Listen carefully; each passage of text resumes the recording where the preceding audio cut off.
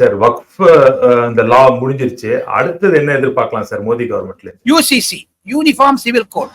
பாரதிய ஜனதா கட்சியில் இருக்கக்கூடிய அனைத்து கொள்கைகளையும், பாரதிய ஜனதா கட்சி என்பது திராவிட முன்னேற்ற கழகம் மாதிரி பொய் சொல்லக்கூடிய கட்சி கிடையாது. தேர்தல் அறிக்கைகளில் டீசல் வரை குறைக்கும் என்று சொல்லி 5 வருடத்தில் ஏமாற்றிய திராவிட முன்னேற்ற கழகம், நீட்டு தேர்வை ஒரு கையெழுத்தில் தீர்ந்து விடுவோம் என்று சொன்ன திராவிட முன்னேற்ற கழகம் இப்பொழுது வேண்டும் என்று 3 language formula, 2 language formula, delimitation என்று புதிதாக சொல்லுகிறார்கள்.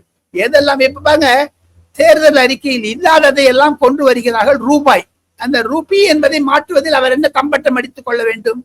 நேற்று சட்டசபையில் கருப்பு கொடி அணித்து கொண்டு வந்தார்கள். அனைத்து எம்எல்ஏக்களும், பாராளுமன்றத்திலும் எம்பிக்கள் கருப்பு அணிந்து கொண்டார்கள்.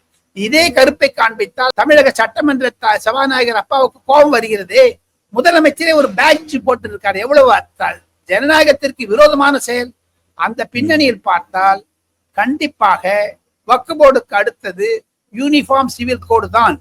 பாரதிய ஜனதா கட்சி தன்னுடைய அனைத்து முக்கிய பாகங்களை எல்லாம் நிர்ணயித்து விட்டது. ராமர் மந்தில், 370, ட்ரிபிள் தலாக் போன்றவைகள்.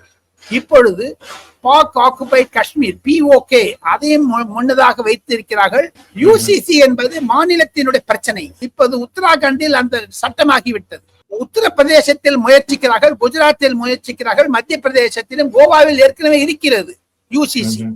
சோ இதை பார்த்தால் யூசிசி கூட அவருக்கு முக்கியத்துவம் இல்லை, POK தான் முக்கியம். அதை வைத்துக் கொண்டு பீகார் அரசியலில் கண்டிப்பாக பாக் ஆக்குபைட் 25% இந்த ஸ்ரீநகரை பிடிச்சு வச்சிருக்காங்க POK.